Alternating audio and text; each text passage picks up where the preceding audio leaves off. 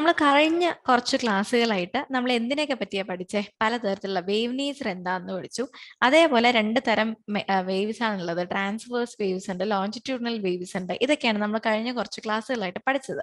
ഇന്ന് നമ്മൾ particularly discuss ചെയ്യാൻ പോകുന്നത് സൗണ്ട് വേവ്സിനെ പറ്റിയിട്ടാണ്. ഓക്കെ, ഇപ്പൊ ഇതിനകത്ത് കാണിച്ചിട്ടുള്ള രണ്ട് ഇമേജ് നിങ്ങളൊന്ന് ശ്രദ്ധിച്ചേ. ഒരു വണ്ടിയുടെ ഉള്ളിൽ ഒരു പക്ഷേ നിങ്ങൾ ഇങ്ങനത്തെ സാഹചര്യം എൻകൗണ്ടർ ചെയ്തിട്ടുണ്ടാവും. ഒരു പക്ഷേ നിങ്ങൾ തന്നെ ഇത് എക്സ്പീരിയൻസ് ചെയ്തിട്ടുണ്ടാവും, ഇല്ലെങ്കിൽ ഇങ്ങനത്തെ സിറ്റുവേഷനിൽ ഉള്ള ആരെങ്കിലും നിങ്ങൾ കണ്ടിട്ടും ഉണ്ടാവും.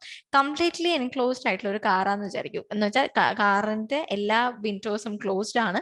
ഒരു തരത്തിലും അകത്തുനിന്ന് ഒരു കുട്ടി ഒച്ചയെടുത്താൽ നമുക്ക് പുറത്തേക്ക് കേൾക്കാൻ പറ്റില്ല.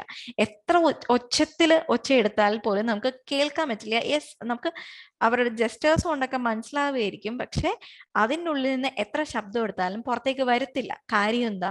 അതൊരു പോയിന്റ്. രണ്ട്, ഇതൊരു വലിയ ഹ്യൂജ് ബലൂണാണ്. ഇങ്ങനത്തെ പല ആക്ടിവിറ്റീസും നിങ്ങൾ കണ്ടിട്ടുണ്ടാവും. ഇതിൻ്റെ ഉള്ളിലും നമ്മൾ ഒരു മനുഷ്യനെ കടത്തിവിട്ട് അല്ലെങ്കിൽ നമ്മളായിട്ട് അകത്തേക്ക് പോയി കഴിഞ്ഞ് നമ്മൾ അതിൻ്റെ ഉള്ളിൽ നിന്ന് എത്ര ഒച്ച എടുത്താലും ഇതെന്ത് ചെയ്യില്ല, നമ്മൾ പ്രൊഡ്യൂസ് ചെയ്യുന്ന സൗണ്ട് പുറത്തേക്ക് എത്തില്ല. വൈ? എന്തുകൊണ്ട് ഒരു ക്ലോസ്ഡ് സർഫസ് ആയി കഴിഞ്ഞാൽ, ഒരു അടച്ച റൂമിൽ പെട്ടുപോയി കഴിഞ്ഞാലും ഇതേപോലെ നമ്മൾ വളരെയധികം ഒച്ച എടുത്തു കഴിഞ്ഞാൽ ഇത് പുറത്തേക്ക് വരില്ല. കാര്യം എന്താണ്? ഇതിനൊക്കെ ഉത്തരമാണ് ഒന്ന്. എന്തുവാ? സൗണ്ടിന് പ്രൊപ്പഗേറ്റ് ചെയ്യണം എന്നുണ്ടെങ്കിൽ ഒരു മീഡിയം എന്തായാലും വേണം. ഒരു മീഡിയത്തിന്റെ ആബ്സെൻസിൽ സൗണ്ടിന് ഒരു സ്ഥലത്ത് നിന്ന് വേറൊരു സ്ഥലത്തേക്ക് എന്ത് ചെയ്യാൻ പറ്റില്ല, എത്തിപ്പെടാൻ പറ്റില്ല. ഇപ്പൊ ഈ കാറിന്റെ കേസ് ആയാലും, ഇപ്പൊ വിൻഡോസ് ഓപ്പൺ ആണ്, അതിൻ്റെ ഉള്ളിലേക്ക് എയർ മൂവ് ചെയ്യുന്നുണ്ട്, അല്ലെങ്കിൽ എയർ സർക്കുലേഷൻ ഉണ്ട് എന്നുണ്ടെങ്കിൽ എന്ത് സംഭവിക്കും? കുഞ്ഞു കിടന്ന് ഒച്ച എടുക്കുമ്പോഴത്തേക്കും ആ സൗണ്ട്, എയർ എന്ന് പറയുന്നത് ഒരു മീഡിയം അല്ലേ, ആ മീഡിയം വഴി റിസീവറിലേക്ക് എത്തും. ഈ കേസിലും രണ്ടാമത്തെ കേസിലും എന്താ, ഇത് കംപ്ലീറ്റ്ലി ക്ലോസ്ഡ് ആയിട്ടുള്ള ഒരു സിസ്റ്റം ആണ്. സോ കംപ്ലീറ്റ്ലി ക്ലോസ്ഡ് ആയിട്ടുള്ള സിസ്റ്റത്തിലും അവിടെ പ്രൊപ്പഗേറ്റ് ചെയ്യാൻ വേണ്ടിയിട്ട്, അതിന് ട്രാവൽ ചെയ്യാൻ വേണ്ടിയിട്ട് അവിടെ സൂട്ടബിൾ ആയിട്ടുള്ള ഒരു മീഡിയം ഇല്ല. സോ മീഡിയം ഇല്ലാത്തതുകൊണ്ടിട്ടാണ് സൗണ്ട് എന്ത് ചെയ്യാത്തത്, എത്തിപ്പെടാത്തത്.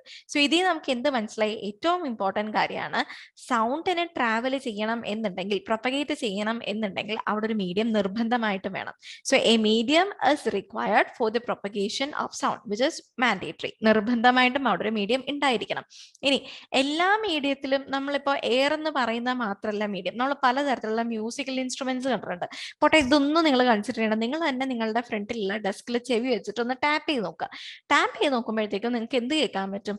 ഈ വുഡിന്റെ ഉള്ളിൽ കൂടെ, അല്ലെങ്കിൽ വുഡ് ആസ് എ മീഡിയം ഈ സൗണ്ട് ട്രാവൽ ചെയ്യുന്ന നമുക്ക് കാണാൻ പറ്റും. അതാണ് ഫസ്റ്റത്തെ ഇമേജ് കാണിച്ചിട്ടുള്ളത്.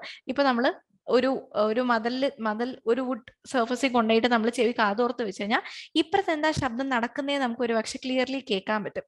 നെക്സ്റ്റ് കാണിച്ചിട്ടുള്ളത് രണ്ടെണ്ണം മ്യൂസിക്കൽ ഇൻസ്ട്രുമെന്റ്സ് ആണ്. ഒരെണ്ണം അതിന്റെ ആ ലെതർ ഇതിൽ കൊണ്ടുപോയി നമ്മൾ ടാപ്പ് ചെയ്ത് കഴിയുമ്പോഴത്തേക്കും അത് പ്രൊഡ്യൂസ് ചെയ്യുന്ന സൗണ്ടും ആദ്യം ഈ പറഞ്ഞ ഇൻസ്ട്രുമെന്റിന്റെ സർഫസിൽ കൂടെ കടന്നു പോയിട്ടാണ് നമ്മളുടെ ചെവികളിലേക്ക് എത്തുന്നത്. സോ ആ ഇൻസ്ട്രുമെന്റ് ഉണ്ടാക്കിയിരിക്കുന്ന മെറ്റീരിയൽ ഏതാണോ ആ മെറ്റീരിയൽ കൂടെ കടന്നുപോയി അതിനുശേഷം എയറിൽ കൂടി അത് കടന്നു പോയപ്പോഴാണ് നമ്മളുടെ ചെവിയിലേക്ക് ഇത് എത്തിയത്. ഓക്കെ, മൂന്നാമത് കാണിച്ചിരിക്കുന്നത് എന്ത് തന്നെയാണ്? ഒരു ഇൻസ്ട്രുമെന്റ് തന്നെയാണ് അല്ലെ. സോ ഇതും ഒരു മെറ്റൽ ആണ്. സോ മെറ്റലും എന്ത് ചെയ്യും? സൗണ്ടിനെ പ്രൊപ്പഗേറ്റ് ചെയ്യും. സോ എയർ എന്ന് പറയുന്ന ഒരു മീഡിയം മാത്രമല്ല, എയർ ആയാലും വാട്ടർ ആയാലും വുഡ് ആയാലും മെറ്റൽസ് ആയാലും ഈ പറഞ്ഞ എല്ലാ മീഡിയത്തിൽ കൂടെയും സൗണ്ട് എന്ത് ചെയ്യും? സൗണ്ട് പ്രൊപ്പഗേറ്റ് ചെയ്യും. Now let's go to the next. ഇതിപ്പോ പല മീഡിയത്തിലുള്ള സൗണ്ടിന്റെ സ്പീഡാണ് നമ്മൾ കൊടുത്തിട്ടുള്ളത്.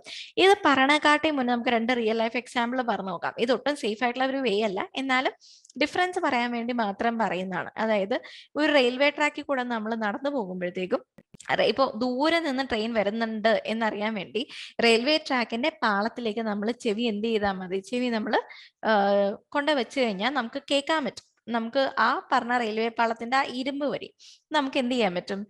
സൗണ്ട് വരുന്നത് നമുക്ക് കേൾക്കാൻ പറ്റും. ട്രെയിൻ അപ്രോച്ചിങ് ആണോ ഇല്ലയോ എന്നുള്ളത് നമുക്ക് മനസ്സിലാക്കാൻ പറ്റും. ഓക്കെ, അതെന്തുകൊണ്ടാണ് എന്ന് വെച്ചാൽ ട്രെയിൻ വളരെയധികം ദൂരെ ആണെങ്കിലും ട്രെയിൻ ഉണ്ടാക്കുന്ന സൗണ്ട് എയറിൽ കൂടെ കടന്ന് നമ്മളിലേക്ക് എത്താൻ വേണ്ടി കുറെ സമയം എടുക്കും. അതായത് സൗണ്ടിന്റെ സ്പീഡ് അതിന്റെ മീഡിയത്തിനെ ഡിപ്പെൻഡ് ചെയ്തിരിക്കും. ഒരു ഫാക്ടറാണ് കേട്ടോ മീഡിയം. സോ സൗണ്ടിന്റെ സ്പീഡ് ഡിപ്പെൻഡ് ചെയ്യുന്ന രണ്ട് ഫാക്ടേഴ്സ് ആണുള്ളത്. അതിൽ ഒരെണ്ണം അത് ഏത് മീഡിയത്തിൽ കൂടെയാണോ പ്രൊപ്പഗേറ്റ് ചെയ്യുന്നത് എന്നുള്ളതാണ്. സോ ഇപ്പൊ ഞാൻ പറഞ്ഞ കേസ്, ട്രെയിനിന്റെ സൗണ്ട് എയർ ക്യാരി ചെയ്ത് റിസീവറിലേക്ക് എത്തുമ്പോൾ കുറച്ചും കൂടെ സമയം എടുക്കും. കാര്യം എന്താ? എയറില് സൗണ്ടിന്റെ സ്പീഡ് കുറവാണ്. അതേസമയം നമ്മൾ റെയിൽവേ ട്രാക്കിന്റെ പാളത്തിലേക്ക് നമ്മൾ ചെവി വെച്ചിരിക്കുമ്പോഴത്തേക്കും നമുക്ക് കേൾക്കാൻ പറ്റുന്നതിന്റെ റീസൺ എന്താ? അതിൽ കൂടെ സൗണ്ട് പ്രൊപ്പഗേറ്റ് ചെയ്യുന്നത് സ്പീഡിലാണ്. ജനറലി നമുക്ക് ഇങ്ങനെ പറയാം, ഏറ്റവും കൂടുതൽ സൗണ്ട് സ്പീഡിൽ പോവുക സോളിഡ്സിലായിരിക്കും. അത് കഴിഞ്ഞിട്ടാണ് ലിക്വിഡ്സ്, അത് കഴിഞ്ഞിട്ടാണ് ഗേഷ്യസിൽ കൂടെ പോവുക. സോ ഇവിടെ കാണിച്ചിട്ടുള്ള അലൂമിനിയത്തിലാണ് ഇപ്പോൾ ഞാൻ ലിസ്റ്റ് ചെയ്തിരിക്കുന്ന ഈ ടേബിളിൽ കാണിച്ചിരിക്കുന്നതിൽ അലൂമിനിയം സോളിഡ് സ്റ്റേറ്റിലുള്ള അതിനകത്താണ് 6420 മീറ്റർ പെർ സെക്കൻഡ് എന്നുള്ള സ്പീഡിൽ പോകുന്നത്. ഒന്ന് ആലോചിക്കുക, ഒരു സെക്കൻഡിൽ 6420 മീറ്റർ. ഇനി സ്റ്റീൽ എടുത്തു കഴിയുമ്പോൾ അതിനേക്കാളും കുറവാണ്. പക്ഷെ വാട്ടർ എന്ന് പറയുന്ന ഒരു ലിക്വിഡ് സ്റ്റേറ്റ്, ലിക്വിഡ് സ്റ്റേറ്റിലേക്ക് വന്നപ്പോഴത്തേക്ക് എന്ത് സംഭവിച്ചു? സൗണ്ടിന്റെ സ്പീഡ് ഡ്രാസ്റ്റിക്കലി കുറഞ്ഞു. അതേസമയം എയറും ഹീലിയം ഗ്യാഷ്യസ് സ്റ്റേറ്റ് ആണ്. സ്പീഡ് എന്ത് ചെയ്തു? എയറിലെ സ്പീഡ് വെറും 343 മീറ്റർ പെർ സെക്കൻഡ് ആണ്. 0 ഡിഗ്രി ഇത് ടെമ്പറേച്ചർ ഇത് മെഷർ ചെയ്തിട്ടുള്ളത് 20 ഡിഗ്രി സെൽഷ്യസ് വെച്ചിട്ടാണ്. സോ സൗണ്ടിന്റെ സ്പീഡ്, സൗണ്ടിന് ട്രാവൽ ചെയ്യാൻ ഒരു മീഡിയം വേണം. സൗണ്ടിന്റെ സ്പീഡ് എന്ന് പറയുന്നത് ആക്ച്വലി 2 ഫാക്ടേഴ്സിൽ ഡിപ്പെൻഡന്റ് ആണ്. അതിൽ ആദ്യത്തെ ഫാക്ടറാണ് നമ്മളിപ്പോ പറഞ്ഞത്. എന്ത്? അത് ഏത് മീഡിയത്തിൽ കൂടെയാണോ പ്രൊപ്പഗേറ്റ് ചെയ്യുന്നത് ആ മീഡിയത്തിനെ ഡിപ്പെൻഡ് ചെയ്തിരിക്കും എന്നുള്ളത്. ഇനി രണ്ടാമത്തെ ഫാക്ടർ എന്താ? അതിന്റെ ടെമ്പറേച്ചർ, ആ മീഡിയത്തിന്റെ ടെമ്പറേച്ചർ. ഇപ്പൊ നമ്മൾ ഈ പറഞ്ഞ ഈ മെഷർമെന്റ് എല്ലാം സൗണ്ടിന്റെ സ്പീഡ് മെഷർ ചെയ്തിട്ടുള്ളത് ഏകദേശം 20 ഡിഗ്രി സെൽഷ്യസ് ടെമ്പറേച്ചർ ഉള്ളപ്പോഴാണ്. സോ ടെമ്പറേച്ചറിനും ഈ പറഞ്ഞ സ്പീഡ് ഓഫ് സൗണ്ടും ആക്ച്വലി ഡയറക്ട്ലി പ്രപ്പോർഷനിലാണ്. എപ്പോഴാണോ ടെമ്പറേച്ചർ ഒരു മീഡിയത്തിന്റെ കൂടുന്നത്, അപ്പോൾ ആ മീഡിയത്തിൽ കൂടെ പ്രൊപ്പഗേറ്റ് ചെയ്യുന്ന സൗണ്ടിന്റെ സ്പീഡും എന്ത് ചെയ്യും? കൂടും. Okay, so speed of sound changes along with the change in temperature of the media through which it travels. So what happens when temperature rises? The speed of sound through it also increases. ഇതിനൊരു example പറയുകയാണെങ്കിൽ ഇപ്പൊ നമ്മൾ ഇവിടെ not ചെയ്ത് വെച്ചിട്ടുള്ളത് എയറിന്റെ case അല്ലേ, 343 metre per second എന്ന് പറയുന്നത് 20 ഡിഗ്രി സെൽഷ്യസിലുള്ളതാ. 0 ഡിഗ്രി സെൽഷ്യസിന് എയറിന്റെ സ്പീഡ് എന്ന് പറയുന്നത് നിയർലി 330, 331, 332 ആ റേഞ്ചിലേ നമുക്ക് കിട്ടുള്ളൂ. 332 മീറ്റർ പെർ സെക്കൻഡ് അതായിരിക്കും, അല്ലെങ്കിൽ 331 മീറ്റർ പെർ സെക്കൻഡ് ആണ് എയറിന്റെ സ്പീഡ്, എയറിൽ കൂടെ സൗണ്ട് കടന്നു പോകുന്ന സ്പീഡ് എന്ന് പറഞ്ഞാൽ.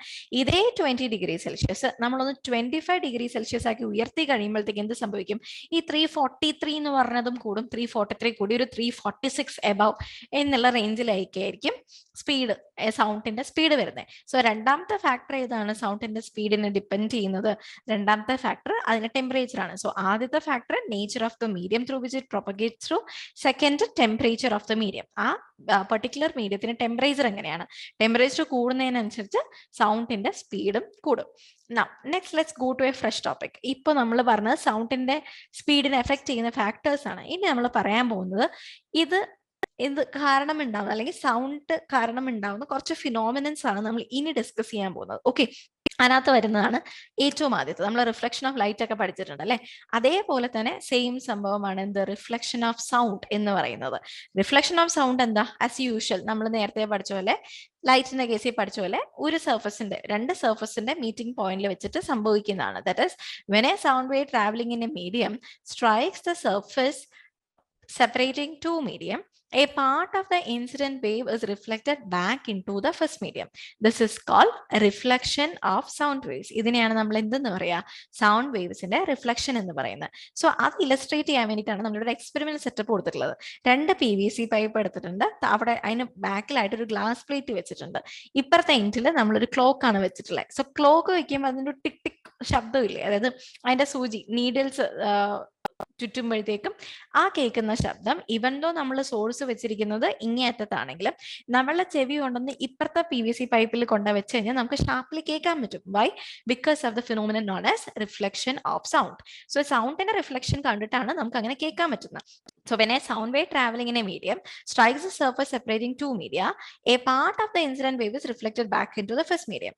This is called reflection of the sound waves. ഇനി ഈ പറഞ്ഞതിന്റെ തന്നെ കുറച്ചും കൂടി ഒരു അനദർ വേർഷൻ ആണ് ഈ കാണിച്ചിരിക്കുന്ന ഫിഗർ എന്ന് പറയുന്നത്. ഇതിനകത്ത് സൗണ്ടിന് ഒരൊറ്റ രീതിയിൽ മാത്രമല്ല, നമ്മൾ പുറപ്പെടുവിക്കുന്ന ശബ്ദം മാത്രമാണോ നമുക്ക് കേൾക്കാൻ പറ്റുക? ഇപ്പൊ ഒരു റിഫ്ലക്ഷൻ, ഓക്കെ, ഒരു വേവ് പോയി, ആ വേവ് തട്ടി തിരിച്ചു വന്നു, ഇത്രയും മാത്രമേ റിഫ്ലക്ഷൻ സംഭവിക്കുള്ളൂ? ഇല്ല, റിഫ്ലക്ട് ചെയ്ത വേവ് തന്നെ പിന്നെയും റിഫ്ലക്ട് ചെയ്ത് വരാം. So sound getting reflected repeatedly from different object is multiple reflection. ഇപ്പൊ ഈ ഫിഗറിൽ തന്നെ നോക്കി, ഒരു സൗണ്ട് വേവ് നമ്മൾ പ്രൊഡ്യൂസ് ചെയ്തു, ഇതൊരു ഹോളാണ്. ഹോളിന്റെ സീലിംഗ് ഉണ്ട്, വാൾ ഉണ്ട്, ഫ്ലോർ ഉണ്ട്. ഈ 3 സ്ഥലത്തും തട്ടിയിട്ട് ഇതിന് റിഫ്ലക്ഷൻ സംഭവിക്കാം അല്ലെ? സോ അതിനെയാണ് നമ്മൾ എന്തെന്ന് പറയാം? മൾട്ടിപ്പിൾ റിഫ്ലക്ഷൻ എന്ന് പറയാം. ഇത് കണ്ടോ, സീലിംഗിൽ തട്ടി, സീലിംഗിൽ നിന്ന് പിന്നെ എങ്ങോട്ടേക്കാ വന്നിട്ടുള്ളത്? പിന്നെ വാളിൽ തട്ടി റിഫ്ലക്ഷൻ, പിന്നെയാണ് സോഴ്സിലേക്ക് എത്തിയത്. സോ ഇങ്ങനെ റിപ്പീറ്റഡ്ലി റിഫ്ലക്ഷൻ സംഭവിക്കുമ്പോഴാണ് നമ്മൾ അതിനെ മൾട്ടിപ്പിൾ റിഫ്ലക്ഷൻ എന്ന് പറയുന്നത്. ഇതിന് കുറെ അധികം ആപ്ലിക്കേഷൻസ് ഉണ്ട്. ഏറ്റവും ഇമ്പോർട്ടൻ്റ് ആയിട്ട് നമ്മൾ പറയാം, കുറെ അധികം മ്യൂസിക്കൽ ഇൻസ്ട്രുമെന്റ്സിൽ ഈ പ്രിൻസിപ്പിൾ വെച്ചിട്ട് വർക്ക് ചെയ്യുന്നത്. ഫോർ എക്സാമ്പിൾ, സ്ക്രീനിൽ കാണിച്ചിട്ടുള്ള മെഗാഫോൺസ്, ഷെഹനായി, ട്രംപറ്റ്, ഇങ്ങനത്തെ ഇൻസ്ട്രുമെന്റ്സിന്റെ ഒക്കെ വർക്ക് ചെയ്യുന്നത് ആക്ച്വലി മൾട്ടിപ്പിൾ റിഫ്ലക്ഷൻ കൊണ്ടിട്ടാണ്. ഇതിന്റെ മൂന്നിന്റെയും കോമൺ ആയിട്ട് സ്ട്രക്ചറിൽ ഒരു പ്രത്യേകത എന്താണെന്ന് വെച്ചാൽ, ഇതിന്റെ ഒരറ്റം ഓപ്പണിംഗ് എൻഡ് എന്ന് പറയുന്നത് കോണിക്കൽ ഷേപ്പിലാണ്. എന്തിനിങ്ങനെ കോണിക്കൽ ഷേപ്പിൽ വെച്ചിട്ടുള്ളത്? എത്ര സൗണ്ട് വേവ്സ് ആണോ വരുന്നത് അതിനെ ഒരു പെർട്ടിക്കുലർ ഡയറക്ഷനിൽ റിഫ്ലക്ട് ചെയ്യിപ്പിച്ച് കൊണ്ടുവരാൻ വേണ്ടിയിട്ടാണ് ഇതിന് എന്ത് കൊടുത്തിട്ടുള്ളത്? ഒരു കോണിക്കൽ സർഫസ് കൊടുത്തിട്ടുള്ളത്. സോ ഇത് എന്ത് ചെയ്യില്ല, എല്ലായിടത്തേക്കും സ്പ്രെഡ് ആയി പോവാണ്ട് ഒരു പെർട്ടിക്കുലർ ഡയറക്ഷനിലേക്കായിരിക്കും വരുന്നത്. So sound produce by them travels in a certain direction without spreading to other directions. അതിന് വേണ്ടിയിട്ടാണ് അവിടെ എന്ത് കൊടുത്തിട്ടുള്ളത്? ഒരു കോണിക്കൽ ഷേപ്പ് കൊടുത്തിട്ടുള്ളത്. സോ ആഫ്റ്റർ മൾട്ടിപ്പിൾ റിഫ്ലക്ഷൻ ഇതെല്ലാം കൂടെ എന്തായിരിക്കും? ഒരൊറ്റ ഇതിലേക്കായിരിക്കും വരുന്നത്. Now let's move to the next very familiar, stethoscope. നമുക്കറിയാം സ്റ്റെതസ്കോപ്പ് മെയിൻലി യൂസ് ചെയ്യുക നമ്മുടെ ഇന്റേണൽ ഓർഗൻസിന്റെ സൗണ്ട്സ്, ബീറ്റ്സ് മെഷർ ചെയ്യാൻ വേണ്ടി. ഇപ്പൊ ഹാർട്ടിന്റെ കേസായാലും ഹാർട്ട് ബീറ്റ്സ്, നമ്മളെ കൈയുടെ ആണെങ്കിലും പൾസ് ശ്രദ്ധിക്കാൻ വേണ്ടിയിട്ട് ഇതിനൊക്കെയാണ് നമ്മൾ എന്ത് യൂസ് ചെയ്യുന്നത്? സ്റ്റെതസ്കോപ്പും യൂസ് ചെയ്യുന്നത്. സെയിം പ്രോസസ്സാണ് നടക്കുന്നത്. സ്റ്റെതസ്കോപ്പിന്റെ ഈ സംഭവം ഇവിടെ കൊണ്ടുവന്ന് വെക്കുമ്പോഴത്തേക്കും ഹാർട്ട് ബീറ്റ് കാരണം ഇതിന്റെ ഡയഫ്രം വൈബ്രേറ്റ് ചെയ്യും. ഈ വൈബ്രേറ്റ് ചെയ്ത സാധനം എന്ത് ചെയ്യും? ഈ ട്യൂബ് വഴി, ഒരു ട്യൂബ് വെച്ചിട്ട് ഇവിടെ കണക്ട് ചെയ്തിട്ടില്ലേ, ഈ ട്യൂബ് എന്തിന് ഇനാബിൾ ചെയ്തേക്കണേ? ഇതിനൊരു പെർട്ടിക്കുലർ ഡയറക്ഷനിൽ ഗൈഡ് ചെയ്യാൻ വേണ്ടിയിട്ടാണ്. സോ അവിടെ നടക്കുന്നതും മൾട്ടിപ്പിൾ റിഫ്ലക്ഷൻ ആണ്. അത് പിന്നെ ഇയർ പീസിലേക്ക് വരുമ്പോൾ ആംപ്ലിഫൈ ചെയ്ത് വരുന്നു, അത്രയും മാത്രമേ ഉള്ളൂ. സോ സ്റ്റെതസ്കോപ്പ് വർക്ക് ചെയ്യുന്നതും എന്തിന്റെ ഫിനോമിനലിലാണ്? മൾട്ടിപ്പിൾ റിഫ്ലക്ഷനിലാണ്. സോ വാട്ട് എവർ സൗണ്ട്, എത്ര സൗണ്ട് ആണോ പ്രൊഡ്യൂസ് ചെയ്യുന്നത് അതൊരു സെർട്ടൈൻ ഡയറക്ഷനിൽ നമുക്ക് അതിനെ കൊണ്ടുവരാൻ സാധിക്കും എന്നുള്ളതാണ്. നൗ നെക്സ്റ്റ് വൺ, ഇത് ഒരു പരിധി വരെ കണ്ടിട്ടുണ്ടാവും. നമ്മളുടെ സീലിങ്സ്, ഹാൾസിന്റെ സീലിങ്സ് ഒരു കർവേച്ചർ ഷേപ്പ് കൊടുത്തിട്ടുണ്ടാവും. എന്തിനാണ് ഈ കർവേച്ചർ ഷേപ്സ് കൊടുത്തിട്ടുള്ളത്? സെയിം എല്ലാ ഡയറക്ഷനിലേക്കും അത് സ്പ്രെഡ് ചെയ്യാൻ വേണ്ടിയിട്ട്. So the ceilings of halls are given a curvature. So the sound generated from a source spread all over the hall due to multiple reflection. Multiple reflection ആണ് കാരണം അപ്പം ഏറ്റവും back സൈഡിൽ ഇരിക്കുന്ന ആൾക്ക് പോലും ക്ലിയർലി എത്രയാണ് ആ സോഴ്സിൽ നിന്ന് വരുന്ന സൗണ്ട് വേവ് റീച്ച് ചെയ്യും എന്നുള്ളതാണ്, എത്തും എന്നുള്ളതാണ്, അതും ക്ലിയർ ആയിട്ട്. അതിന് വേണ്ടിയിട്ടാണ് ശരിക്കും പറഞ്ഞാൽ ഹോൾസിനെല്ലാം ഓഡിറ്റോറിയത്തിന്റെ ആയാലും സിനിമ തിയേറ്റേഴ്സിന്റെ ഒക്കെ ആയാലും എന്ത് കൊടുക്കുന്നത്? ഒരു കർവ് ഷേപ്പ് കൊടുക്കുന്നത്. Next application is the application in sound boards. Sound boards എന്ന് വെച്ചാൽ ഇപ്പൊ ഒരു പ്രൊജക്ടർ ഉണ്ട്, ഒരു തിയേറ്റർ ആണ്. ആ സ്ക്രീനിന്റെ തൊട്ട് പിന്നിലായിട്ടും എന്ത് വെച്ചിട്ടുണ്ടാവും? ഒരു കർവേച്ചർ കൊടുത്തിട്ടുണ്ടാവും. ഇപ്പൊ ഈ കാണിച്ചിരിക്കുന്ന ആ കോൺകേവ് സർഫസിന്റെ ഒത്ത നടുക്കായിട്ടായിരിക്കും എന്ത് വെച്ചിട്ടുണ്ടാവുക? ഈ സോഴ്സ് വെച്ചിട്ടുണ്ടാവുക, സൗണ്ടിന്റെ സോഴ്സ് വെച്ചിട്ടുണ്ടാവുക. സോ അത് മൾട്ടിപ്പിൾ റിഫ്ലക്ഷൻ അണ്ടർഗോ ചെയ്യുമ്പോൾ ഏറ്റവും തൊട്ട് പിന്നിലിരിക്കുന്ന ആൾക്ക് പോലും ഭയങ്കര ക്ലിയർ ആയിട്ടും ഓഡിബിൾ ആയിട്ടും കേൾക്കാൻ പറ്റും. ഓക്കെ, അതിനാണ് സൗണ്ട് ബോർഡ്സ് യൂസ് ചെയ്യുന്നത്. ഇപ്പൊ ഗിറ്റാർസ് ഒക്കെ എടുത്താലും അതിനകത്തുള്ള ബോർഡ്സിന്റെയും പേർപ്പസ് ഇതൊക്കെ തന്നെയാണ്. So the curve sound boards place behind the screen makes a sound undergo multiple reflection and spreads everywhere in the hall. Okay, now ഇത്രയൊക്കെ നമുക്ക് മനസ്സിലായല്ലോ. ഇനിയിപ്പോ നമ്മൾ ആദ്യം ലൈറ്റിന്റെ സ്പീഡിനെ പറ്റി പറഞ്ഞു, ഇങ്ങനത്തെ കുറെ കാര്യങ്ങളൊക്കെ പറഞ്ഞു. ഇനി നമുക്ക് ഒന്നും കൂടെ വേറെ രണ്ടു കാര്യങ്ങളും കൂടെ കണക്ട് ചെയ്ത് നോക്കാം. നമ്മള് ഇടിമിന്നലും ഇടിവെട്ടും തണ്ട് അത് നമുക്ക് അറിയണ ഒരു കാര്യം. പക്ഷെ പണ്ടുള്ള ആൾക്കാരൊക്കെ എന്ന് പറഞ്ഞിട്ടുണ്ടാവും ലൈറ്റ് വന്ന് ഇത്ര ടാപ്പിംഗ് കഴിയുമ്പോഴാണ് ശബ്ദം കേൾക്കുന്നത്, അല്ലെ?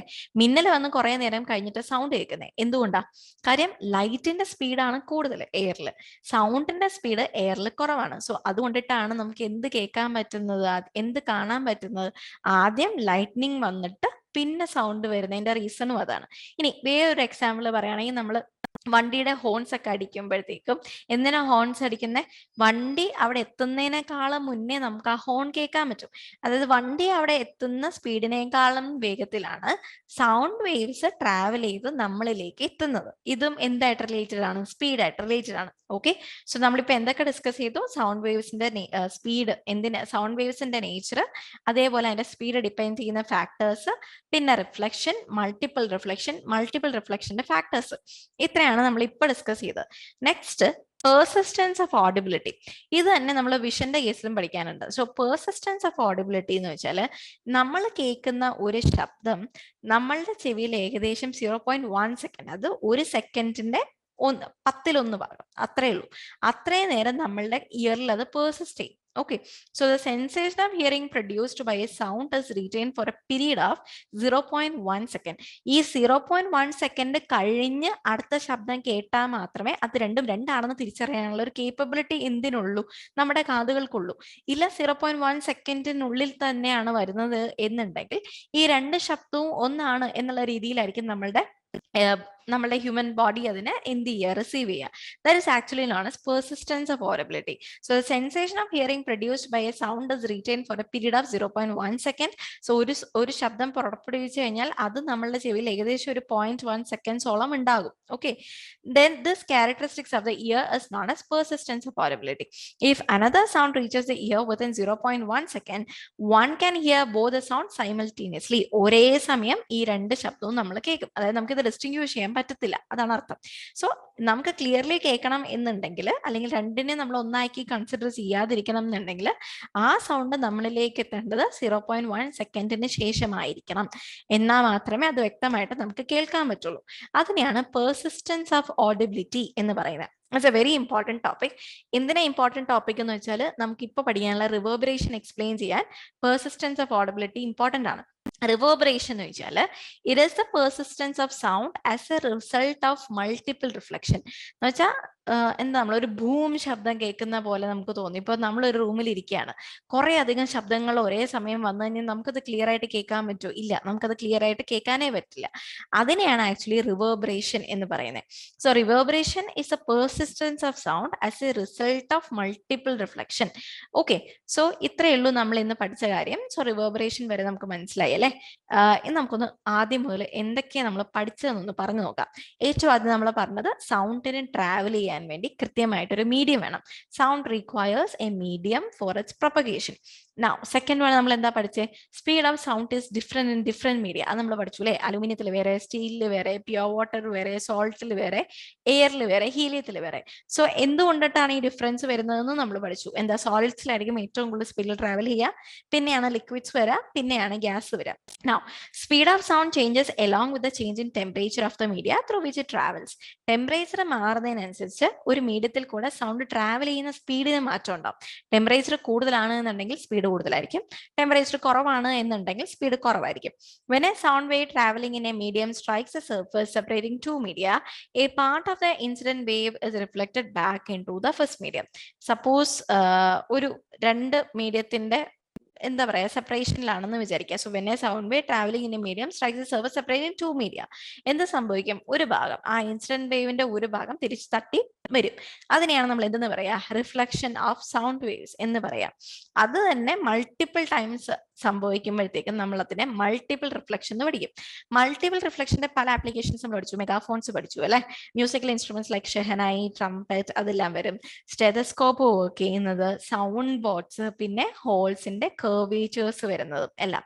Reverberation is A persistence of sound as A result of multiple reflection.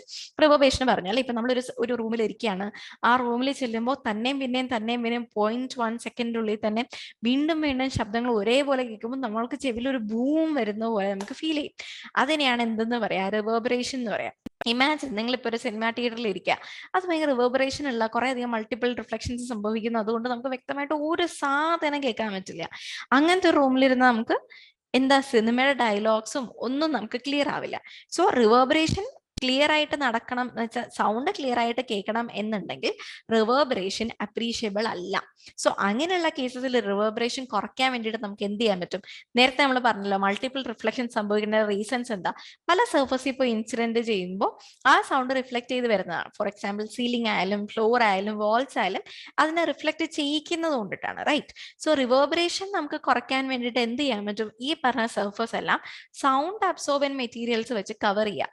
For example പ്ലാസ്റ്റേഴ്സോ അങ്ങനെ എന്തെങ്കിലും ഒരു മെറ്റീരിയൽ വെച്ചിട്ട് അതിനെ കവർ ചെയ്ത് കഴിയുമ്പോഴത്തേക്കും സൗണ്ട് എന്ത് ചെയ്യില്ല? റിഫ്ലക്ട് ചെയ്യില്ല. സോ അവിടെ മൾട്ടിപ്പിൾ റിഫ്ലക്ഷൻ ഉള്ള സാധ്യത കുറവാണ്. 2, വിൻഡോസിന്റെ എണ്ണം കൂട്ടുക, അല്ലെങ്കിൽ ഓപ്പൺ വിൻഡോസ് വെക്കുക എന്നുള്ളത്. സോ അവിടെയും എന്ത് സംഭവിക്കും? അവിടെ റിഫ്ലക്ഷന്റെ സാധ്യത കുറഞ്ഞു. 3, use very heavy curtains with heavy folds. വലിയ ഫോൾസ് ഉള്ള കർട്ടൻസ് യൂസ് ചെയ്യുക. അതും എന്ത് ചെയ്യും, റിവേർബറേഷൻ കുറയ്ക്കും. ഇപ്പൊ നമ്മളൊരു സിനിമാ തിയേറ്ററിലൊക്കെയാണ് ഇരിക്കുന്നതെങ്കിൽ അവിടെയുള്ള സീറ്റ്സിന്റെ മെറ്റീരിയലും എന്താക്കുക, സൗണ്ട് അബ്സോർബൻ്റ് ആക്കുക, സൗണ്ടിനെ അബ്സോർബ് ചെയ്യുന്നതാക്കുക. സോ അവിടെ എന്ത് സംഭവിക്കില്ല, റിഫ്ലക്ഷൻ നടക്കില്ല. സോ അവിടെ നമുക്ക് എന്ത് സംഭവിക്കും, റിവേർബറേഷൻ കുറയ്ക്കാൻ പറ്റും. So reverberation is A persistence of sound as A result of multiple reflection. ഇങ്ങനെ പിന്നെയും ശബ്ദം വന്നുകൊണ്ടിരിക്കുമ്പോൾ നമുക്കതൊരു ബൂം വന്ന മാതിരി തോന്നുന്നതിനെയാണ് റിവേർബറേഷൻ എന്ന് പറയാം. മിനിമൈസ് ചെയ്യുന്ന ടെക്നിക്സ് ആണ് നമ്മളിപ്പോൾ ഡിസ്കസ് ചെയ്തത്. സോ ഇത് ആകെ നമ്മളിപ്പോൾ ഡിസ്കസ് ചെയ്ത് സൗണ്ടിന്റെ കുറച്ച് ടോപ്പിക്സ് മാത്രമാണ്. We will continue in the next class. So ഇത്രയും നിങ്ങൾക്ക് മനസ്സിലായെന്ന് വിശ്വസിക്കുന്നു. Thank you. Manorama Horizon. Learning made simple.